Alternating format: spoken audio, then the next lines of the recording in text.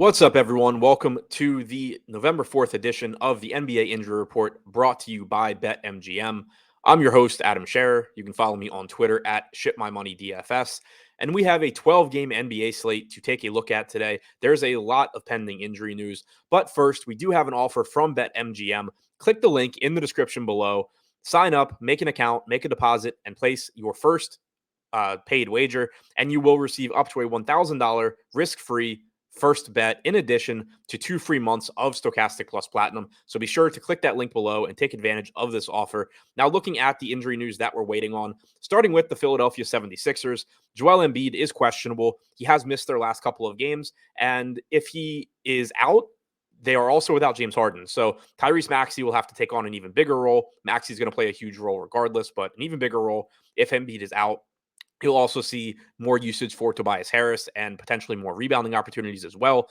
In previous games where Embiid has sat, we've seen PJ Tucker play center. That is an uptick in rebounding for him, although he's still pretty far down the list in terms of value on this particular slate. If Embiid is in, then he's going to look really good because of James Harden's absence. For the Cleveland Cavaliers, both of Darius Garland and Donovan Mitchell are questionable. They each went through parts of shoot around today. So I'm expecting them to play, but we do need that confirmed. If Mitchell is out, Garland looks better. If Garland is out, Mitchell looks better. If they're both out, Karis LeVert looks really, really good. For Miami, Bam Adebayo and Dwayne Dedmon are both questionable.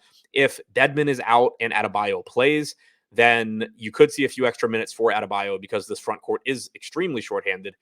Adebayo went through shoot around, so I'm expecting him to play. But if he misses the game and Dwayne Dedmon is active, Dedmon is going to look like a really good value option as someone that averages around the fantasy point per minute and would need to soak up a lot of minutes here because of how short-handed Miami is in the front court. If they're both out, I honestly don't know what happens because this team has no bigs left except for Udonis Haslem, and I don't know how many minutes that guy can physically play because in addition to Bam and Dedmon being questionable, Yurtsevic's out, Jovic is out. There's not bigs on this team. So again, I'm expecting Adebayo to play. I think Dedmon is truly questionable. If Dedmon is out and Bam plays, Bam looks really good regardless. If Dedmon's out, I think Bam might play a couple of extra minutes. If Bam is out and Dedmon is in, Dedmon looks really good from a value standpoint. And if they're both out, there's more usage and playmaking to go around for Kyle Lowry and Tyler Hero. But from a minute standpoint, I don't really know what they would do in the front court outside of have Haslem play as many minutes as he can. For the Toronto Raptors, Fred VanVleet is questionable after missing their last couple of games.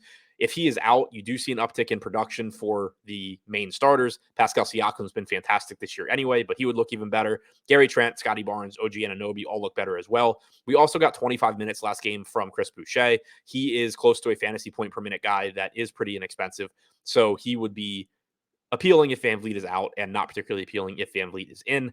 For the Minnesota Timberwolves, Anthony Edwards and Rudy Gobert are both questionable. If Edwards is out, you should see more usage for Karl-Anthony Towns, potentially a bit more usage for D'Angelo Russell as well. You could also see increased playing time, or likely would see increased playing time for Jalen Noel. If Rudy Gobert is out, I'm not sure if they would start Naz Reid or move Cat to the 5, but one way or the other, I would expect more center minutes for Karl-Anthony Towns. So you would likely see an uptick in his production if Gobert is out.